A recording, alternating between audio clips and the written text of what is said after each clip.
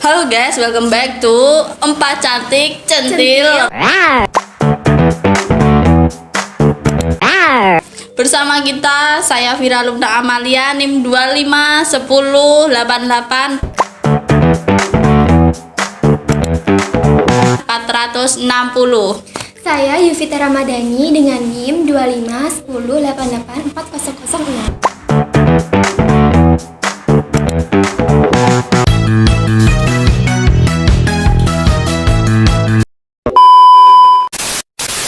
Di episode kali ini kita bakal ngebahas isu yang cukup berat tapi penting banget buat dibicarakan.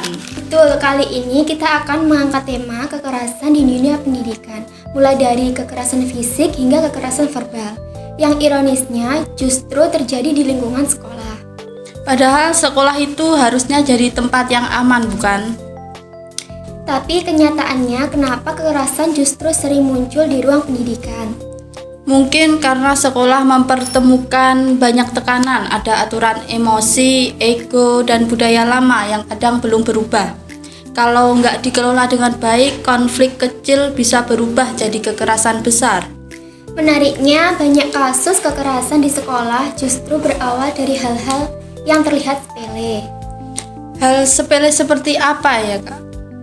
Misalnya, pelanggaran disiplin, kesalahpahaman atau cara mendidik yang sebenarnya sudah tidak relevan. Dari situlah yang sering muncul reaksi emosional yang akhirnya berujung pada kekerasan. Dan untuk memahami lebih jauh, kita masuk ke kasus pertama. Baik, berikutnya kasus berupa siswa kepergok merokok ditampar oleh guru. Berikut ini cuplikannya. Kasus ini berawal dari salah satu siswa berinisial ILP terpergok sedang merokok di kantin belakang sekolah oleh kepala sekolah. Siswa tersebut sempat kabur namun akhirnya ditangkap kepala sekolah. ILP juga sempat berbohong saat ditanya alasan merokok di sekolah. Kepala sekolah yang kesal dengan ulah anak didiknya menampar pipi siswa tersebut. Kepala Sekolah SMAN 1 Cimarga menyampaikan menegur siswa yang kedapatan merokok untuk menertibkan serta menegakkan kedisiplinan aturan lingkungan sekolah. Kelihatan kan kamu ngerokok, maksudnya biar tahu tuh saya lagi ngeliat, ya kan? Nah, tuh anak ngelirik gini, langsung lari. Kan saya cuma ngomong, kamu ngerokok, lari. Marah saya, tapi itu nggak membuat saya marahnya banget, nggak sebenarnya. Lari, tuh anak langsung ke sini, ada ketemu. Kamu ngerokok? Enggak bu, langsung nggak ada di tangannya pak, rokoknya. Cari, ibu lihat, gitu kan. Dan marahnya tuh ngebohong pak, marahnya tuh ngebohong pak. Rupanya insiden itu tak berhenti di internal sekolah, saudara. Orang tua siswa yang tak terima anaknya ditampar kepala sekolah karena terpergok merokok melapor ke polisi. Orang tua siswa telah melakukan visum sebagai barang bukti dugaan kekerasan fisik yang dilakukan kepala SMA Negeri 1 Cimarga. Pas di luar sekolah, emang anak saya merokok sama temannya 3 orang. Anak saya yang kelihatan sama kepala sekolah ditarik apa nggak tahu apa ya, anak saya sampai ditendang sama kepala sekolah, sampai ditangkap. Kasus ini terjadi ketika seorang siswa kepergok merokok di lingkungan sekolah. Merokok jelas melanggar aturan sekolah dan wajar kalau ada sanksi. Tapi yang jadi masalah, guru menegur dengan cara menampar siswa. Aksi ini terekam atau disaksikan banyak orang dan akibatnya menimbulkan reaksi keras dari publik. Dari sini kita melihat bagaimana pelanggaran disiplin berubah menjadi kekerasan fisik. Jadi menurut kakak, di titik mana tindakan guru ini menjadi keliru? Kesalahan ada pada caranya. Menegakkan aturan itu boleh, tapi kekerasan fisik bukan bagian dari pendidikan. Ketika guru menampar siswa, pesan yang sampai bukan soal disiplin, tapi soal kekuatan dan rasa takut. Tapi ada yang bilang kalau nggak keras, siswa nggak kapok. Menurut kamu gimana? Itu pola pikir lama yang perlu dikritisi.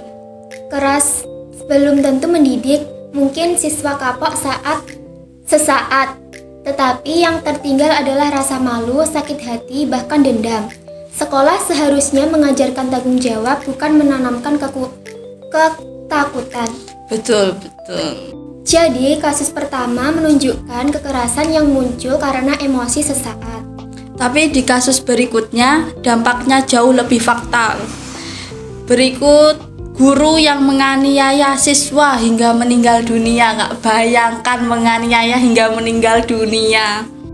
Kasus ini menjadi perhatian publik setelah seorang guru diduga melakukan tindakan kekerasan terhadap siswanya yang berujung pada kematian.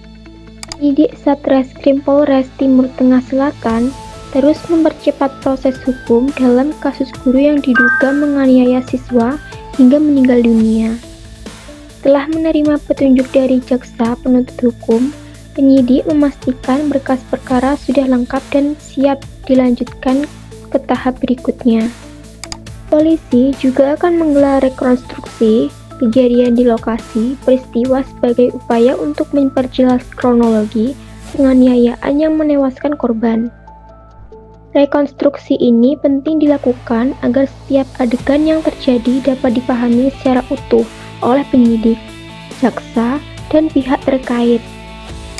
Sampai saat ini pihak kepolisian belum membeberkan detail hasil penyelidikan maupun motif penganiayaan tersebut. Namun dengan rampungnya petunjuk jaksa dan persiapan rekonstruksi, aparat memastikan kasus ini akan diproses secara transparan dan akuntabel sesuai ketentuan hukum yang berlaku. Kasus kedua adalah salah satu yang paling tragis. Seorang guru melakukan kekerasan terhadap siswanya hingga akhirnya siswa tersebut meninggal dunia. Kasus ini langsung mengundang kemarahan publik karena pelakunya adalah guru, orang yang seharusnya melindungi dan mendidik. Banyak yang bertanya, bagaimana mungkin ruang pendidikan berubah jadi tempat yang begitu bahaya? Jadi, menurut kakak, apa akar masalah dari kasus seberat ini? Akar masalahnya bukan cuma di individu guru. Ada tekanan kerja, emosi yang tidak dikelola, dan sistem pengawasan yang lemah.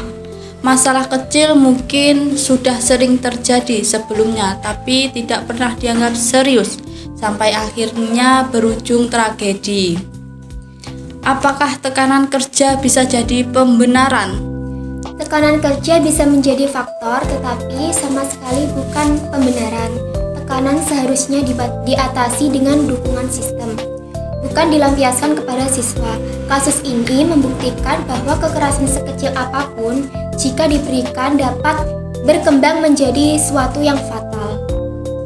Kalau dua kasus tadi melibatkan kekerasan fisik, kasus berikutnya adalah kekerasan yang sering tak terlihat tapi dampaknya sangat dalam, yaitu kekerasan verbal oleh guru. Jadi, kasus ketiga adalah kekerasan verbal yang dilakukan oleh guru. Mendapatkan kekerasan verbal dari oknum gurunya yang menyebutnya tidak niat sekolah. Ayah Faiz menceritakan awal mula anaknya bisa depresi hingga keadaannya kritis. Peristiwa yang dialami putranya tersebut terjadi pada tanggal 19 November 2020 lalu. Keadaan Faiz saat ini tak dapat ditangani oleh Rumah Sakit SLG Kabupaten Kediri. Kemudian, siswa Malang ini akhirnya dicoba untuk dirujuk ke Malang dan Surabaya. Mahmudi, ayah Faiz, juga menceritakan pihak sekolah hanya sekali menemui dia dan meminta maaf lantaran anaknya terbaring di Rumah Sakit SLG. Pihak sekolah MTS Hidayatul Sholihin, Kecamatan Gurah, Kabupaten Kediri, memberikan klarifikasi terkait kasus kekerasan verbal oleh salah satu oknum guru kepada siswanya. Bentuknya bukan pukulan, melainkan kata-kata. Waduh. Contohnya, membentak di depan kelas, mempermalukan siswa, atau memberi label negatif seperti bodoh, malas, atau tidak punya masa depan. Banyak yang menganggap hal ini wajar, padahal bagi siswa kata-kata tersebut bisa membekas sangat lama. Kenapa kok bisa kekerasan verbal sering dianggap bukan menjadi masalah besar? Karena tidak meninggalkan luka fisik dan sering dibungkus dengan alasan mendidik, padahal kata-kata ini bisa melukai mental siswa, membuat mereka takut berbicara dan takut mencoba, kehilangan rasa percaya diri juga. Jadi menurut kakak, apa dampak dan jangka panjangnya? Dampaknya mungkin bisa siswa jadi trauma, merasa dirinya tidak berharga, lalu bahkan membawa luka mental itu sampai dewasa. Ironisnya luka seperti itu sering tidak terlihat, tapi justru paling sulit disembuhkan. Ironis sekali. Kalau kita lihat dari 3 kasus ini, pola kekerasannya berbeda, tapi akarnya sama. Tapi akarnya sama itu gimana ya kak? Emosi yang tidak terkelola, komunikasi yang buruk, dan budaya lama yang menganggap kekerasan itu wajar. Jadi menurut kakak, solusi yang paling penting dan realistis itu apa sih? Mungkin pelatihan pengolahan emosi untuk guru, lalu komunikasi yang sehat, dan sistem sekolah yang cepat menangani konflik. Bagaimana peran orang tua dan masyarakat? Orang tua dan masyarakat harus aktif mengawasi, mendukung sekolah, dan tidak membenarkan kekerasan dalam berbentuk apapun. Dari semua yang kita bahas hari ini, satu hal jadi jelas. Kekerasan tidak pernah menjadi cara mendidik. Sekolahan harus jadi tempat aman untuk tumbuh, bukan tempat lahirnya trauma. Oke, akhirnya kita sampai di ujung obrolan hari ini. Intinya jelas banget, kekerasan fisik maupun verbal nggak pernah jadi solusi dalam pendidikan. Sekolah harus jadi ruang aman, tempat tumbuh, bukan tempat lahirnya trauma. Dan perubahan itu nggak cuma tanggung jawab guru, tetapi juga orang tua, masyarakat, bahkan kita semua sebagai bagian dari ekosistem pendidikan. Semoga obrolan ini bikin kita lebih peka dan berani bilang stop kekerasan di sekolah. Sampai ketemu lagi di episode berikutnya. Tetap kritis, tetap peduli, dan jangan lupa jaga empati ya.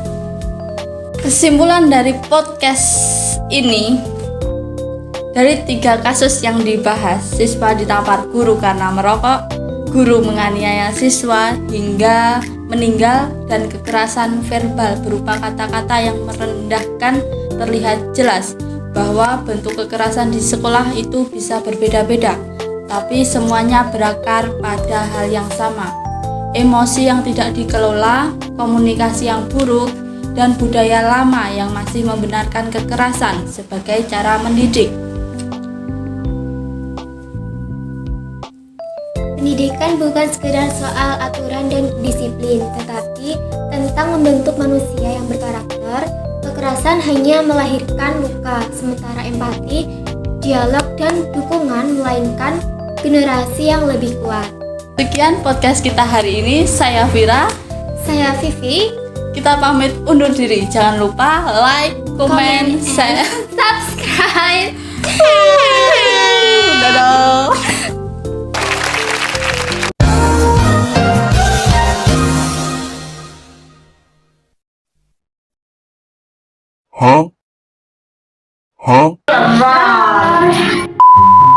Bilang stop kekerasan di sekolah.